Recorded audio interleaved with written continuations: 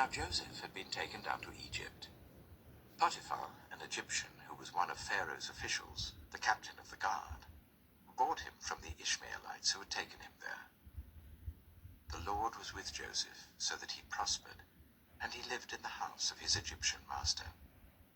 When his master saw that the Lord was with him, and that the Lord gave him success in everything he did, Joseph found favor in his eyes and became his attendant. Potiphar put him in charge of his household, and he entrusted to his care everything he owned. From the time he put him in charge of his household and of all that he owned, the Lord blessed the household of the Egyptian because of Joseph. The blessing of the Lord was on everything Potiphar had, both in the house and in the field. So Potiphar left everything he had in Joseph's care. With Joseph in charge, he did not concern himself with anything except the food he ate.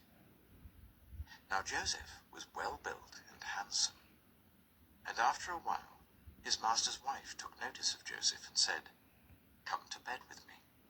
But he refused. "With me in charge," he told her, "my master does not concern himself with anything in the house. Everything he owns he has entrusted to my care. No one is greater in this house than I am. My master has withheld nothing from me except you, because you are his wife. How then could I do such a wicked thing and sin against God?" And though she spoke to Joseph day after day, he refused to go to bed with her or even be with her. One day, he went into the house to attend to his duties, and none of the household servants was inside. She caught him by his cloak and said, "Come to bed with me." But he left his cloak in her hand and ran out of the house. When she saw that he had left his cloak in her hand and had run out of the house, she called her household servants. "Look," she said to them, "this Hebrew has been brought to us to make sport of us. He came in here to sleep with me, but I screamed. When he heard me scream for help, he left his cloak beside me and ran out of the house."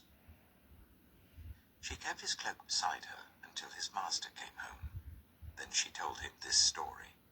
"That Hebrew slave you brought us came to me to make sport of me. But as soon as I screamed for help, he left his cloak beside me and ran out of the house." When his master heard the story his wife told him, saying, "This is how your slave treated me," he burned with anger. Joseph's master took him and put him in prison, the place where the king's prisoners were confined. But while Joseph was there in the prison, the Lord was with him. He showed him kindness and granted him favor in the eyes of the prison warden. So the warden put Joseph in charge of all those held in the prison, and he was made responsible for all that was done there. The warden paid no attention to anything under Joseph's care, because the Lord was with Joseph and gave him success in whatever he did. Thanks for reading Genesis chapter 39. We'll be back with Genesis chapter 40 tomorrow. If you have any questions, comments, or concerns, please leave those and I'll get back with you as soon as possible. Thanks. Have a good night and God bless.